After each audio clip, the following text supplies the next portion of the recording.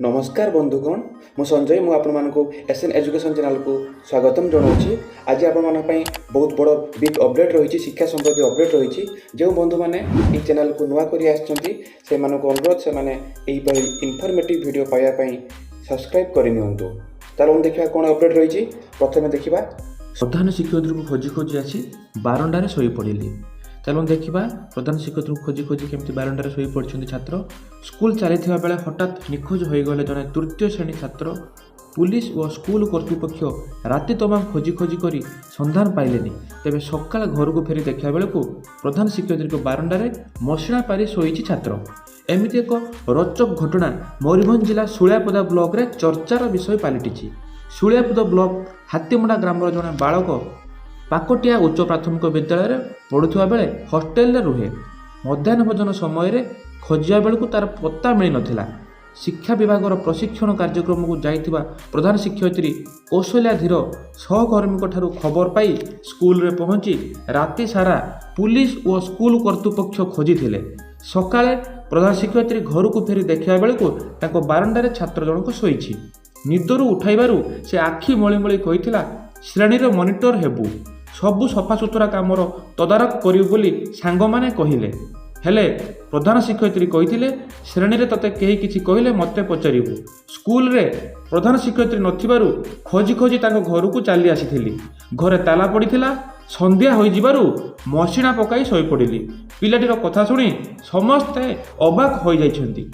अवसर प्राप्त प्रधान शिक्षक बड़पण रायबणिया उच्च विद्यालय अवसर नहीं प्रधान शिक्षक दिगंबर प्रधान बड़पण चर्चार विषय होईछि।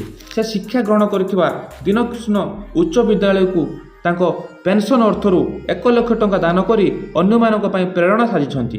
गत 2 दिन तले दिनकृष्ण उच्च विद्यालय सुवर्ण जयंती समारोहर 12 वर्ष पालन अवसर में दिगंबर प्रधान को जड़े श्रेष्ठ छात्र और कर्तव्यरत प्रधान शिक्षक भाव संबर्धित कराइथिला। से प्रीत होई विद्यालय को पेंशन अर्थरू 1 लाख टंका प्रदान करथिले। विद्यालयर पूर्वतन छात्र तथा विधायक अश्विनी पात्र तांको कृतज्ञता जणाइछन्ति। श्री प्रधान को 2 पुओ मध्यरु सान पुओ एनआईटी रो प्रोफेसर और बड़ पुओ गाँव सीएसपी भावे कार्यरत अछन्ति। 2 आदिवासी छात्र को टीसी देवा घटना प्रधान शिक्षक निलंबित होइछन्ति। बारिपदा ब्लॉक अधीन चंदनपुर सरकारी उच्च प्राथमिक विद्यालय छात्रावास रोथुवा 2 जन आदिवासी छात्र ट्यूशन देवारे विलंब कारणरू टीसी दे विद्यालय विदा करने घटना विद्यालय भारप्राप्त प्रधान शिक्षक को निलंबित करा जायछि। अभियोग पर प्राथमिक तदंत कराइथिला।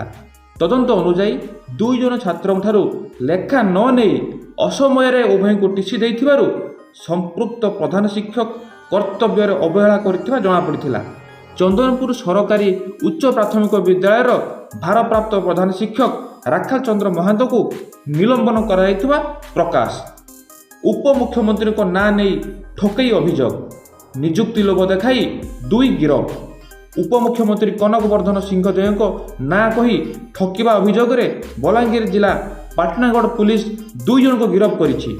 सेमाने हेले बिलेई साथी गाँव बुधदेव साहू एवं सालेपाली गाँव सुशील राव। अभियुक्त माने निजको उप मुख्यमंत्री को ओएसडी एवं व्यक्तिगत सहायक बोली परिचय देउथिले। चाकरी कराइदेबा आलो देखाई लोकन ठारू टंका मागुथिले। चाकरी पाई अभियुक्त माने जन पिछा 30 रु 70 हजार पर्यंत दाबी करुथिले। एभली ठकई करी सेमाने 2 लाख रु अधिक टंका हड़प करथिबा जଣା पड़िछि। अभियोग पहुंचीबा परे पुलिस त्वरित कार्यानुष्ठान नहीं उभय को गिरफ्त करिछि। एही घटनार चेर केते दूर लंबिछि से संपर्क में पुलिस तदंत चलाइथिबा एसडीपीओ सदानंद पूजाहारी सूचना दैछन्ति। झील को सर्वनिम्न विवाह बयस 9 वर्ष हैला। इराक सरकार देश में प्रचलित विवाह आईन को संशोधन करने को जाउछन्ति। ए संक्रांत बिल पार्लियामेंट रे आगत होइथिबा बेले आसंता सप्ताह रे यह गृहीत हेबो बोली जଣା पड़िछि। एही बिल आईन रे परिणत हेले कोनोसी व्यक्ति वर्तमान सर्वनिम्न 9 वर्ष बयसर झील को विवाह करि परिबे।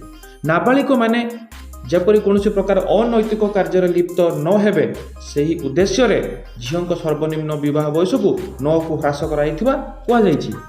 लांच नहीं धरा पड़िले बीओ कार्यालयर किराणी जड़े अवसर प्राप्त शिक्षयित्री बकेया प्राप्यर बिल करने को 6000 टंका लांच नेउथुबा बेले ଖୋର୍ଦ୍ଧା ବ୍ଲକ ଶିକ୍ଷାଧିକାରୀଙ୍କ କାର୍ଯ୍ୟାଳୟର କନିଷ୍ଠ ସହାୟକ ପ୍ରଦୀପ୍ତ କୁମାର ସାହୁ ଆଜି ଭିଜିଲାନ୍ସ ହାତରେ ଧରାପଡ଼ିଛନ୍ତି। ଭିଜିଲାନ୍ସ କାର୍ଯ୍ୟାଳୟରେ ଅଭିଯୋଗ କରିବା ପରେ ଶ୍ରୀ ସାହୁଙ୍କୁ ଧରିବାକୁ ଯୋଜନା ହୋଇଥିଲା। ତଦ୍ ଅନୁଯାୟୀ ଆଜି ସନ୍ଧ୍ୟାରେ ଶିକ୍ଷୟିତ୍ରୀ ଶ୍ରୀ ସାହୁଙ୍କୁ ଟଙ୍କା ଦେବା ପାଇଁ ଯୋଗାଯୋଗ କରିଥିଲେ। ରାତି ପ୍ରାୟ 10ଟା ବେଳେ ଶ୍ରୀ ସାହୁ ବ୍ଲକ ଶିକ୍ଷାଧିକାରୀଙ୍କ କାର୍ଯ୍ୟାଳୟର ତାଲା ଖୋଲି ନିଜ ସିଟ୍ରେ ବସିବା ସହ ଶିକ୍ଷୟିତ୍ରୀଙ୍କୁ ଅଫିସ ଆସି ଟଙ୍କା ଦେବାକୁ କହିଥିଲେ।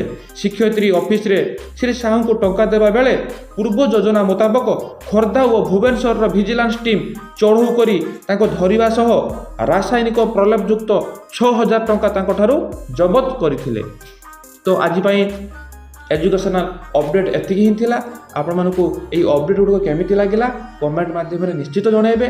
ମୁଁ ଆଶା କରୁଛି ଭଗବାନଙ୍କ କୃପାରୁ ଆପଣ ସମସ୍ତେ ଭଲରେ ଥିବେ। ଏହିଭଳି ଅପଡେଟ୍ ଦେଖିବା ପାଇଁ ନିଶ୍ଚିତ ବର୍ତ୍ତମାନ ଆପଣମାନେ ସବସ୍କ୍ରାଇବ୍ କରିନିଅନ୍ତୁ। ଆଉ ଆଜି ପାଇଁ ଏତିକି। ମୁଁ ରହୁଛି, ମୁଁ ସଞ୍ଜୟ। ଜୟ ଜଗନ୍ନାଥ, ବନ୍ଦେ ଉତ୍କଳ ଜନନୀ।